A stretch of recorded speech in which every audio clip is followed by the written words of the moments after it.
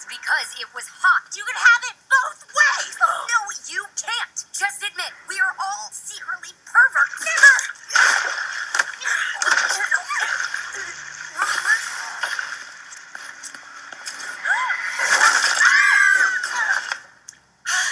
How do you feel about race-blind casting, Daphne? I know what you're thinking. Yaz, please can you stop starting all your videos with animated scenes of naked college girls fighting in the showers. It's tiresome, and I'm sorry, I do it so frequently. But don't panic, guys. This is VELMA, HBO Max's new animated series, which yes indeed does take Velma from Scooby Doo and kind of do an origin story and blah blah blah. It's very self-aware. For example, look at this joke from episode 1, the pilot. Okay, team shower discussion topic of the day. Have you ever noticed how pilot episodes of TV shows always have more gratuitous sex and nudity than the rest of the series? Oh my god, I have. So true. That's how we learned what Rachel Brosnahan's boobs look like. And Don Cheadle's butt. Well, I for one think it's lame. Agree. So lame. The lamest. Now, forgive me if I'm wrong, but I thought one of the bugbears that people had with this was that, oh, Velma's a lesbian, right? Now, those of us who've watched Scooby Doo for decades, that's always been like a running thing. Oh, Velma's a lesbian, Velma's a lesbian. And they actually confirmed that in the last Scooby Doo made-for-TV DVD movie. If you watch my channel, you'll know I did a video on that. And I thought, if this is an adult version, then obviously they're just going to cut straight to the chase and make her an out-and-out lesbian. But they kind of don't. In fact, episode 1, there's this really weird scene between her and Shaggy. I thought you were, like, suggesting a date. A date? You wish. A date? What?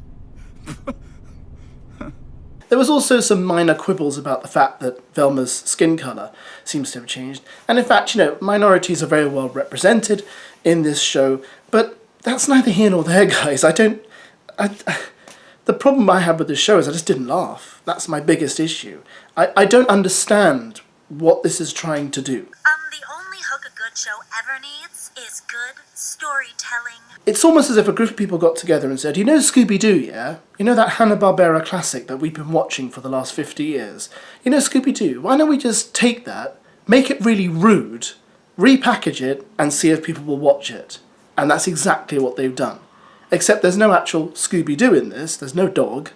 You get the rest of the team in there, and all the team, all of them, are not very nice. They're either not very nice, or they're annoying. All of them. Daphne, Fred. Shaggy's a bit kind of more approachable, but I don't get why would we want to hang out with these people? None of them are nice. None of them seem to be particularly pleasant. They have little irritating bits of their character. Why would you want to watch and spend time with them? Maybe. I have a disease where I can't recognize people who aren't hot. My doctor says it's basically sickle cell for rich guys. Is it called rudeness? It is. You're, like, smart. Oh, wow. Thank you. Yeah, not a compliment. Anyway, have you seen Daphne? She texted... Oh, Fred, thank God you're here.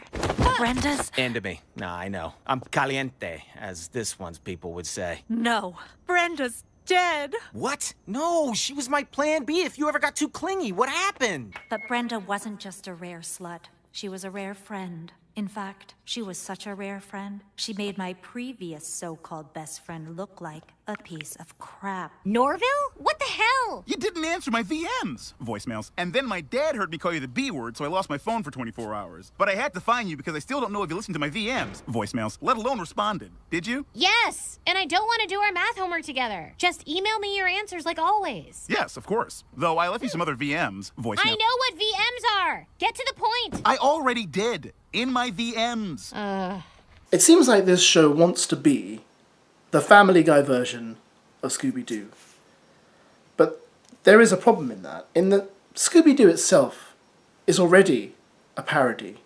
Scooby Doo has already done that thing where it's parodying itself.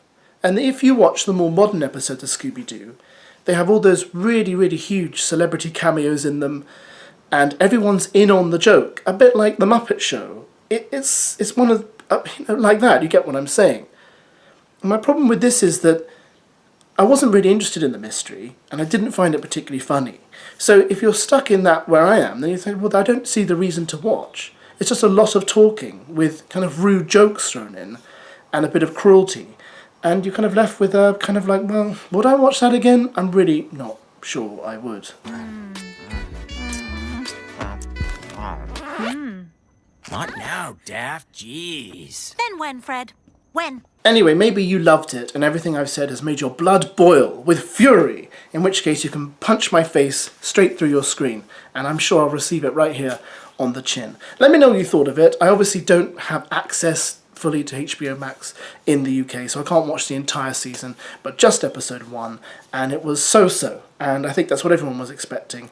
But again, I just, meh. There we go. Bye.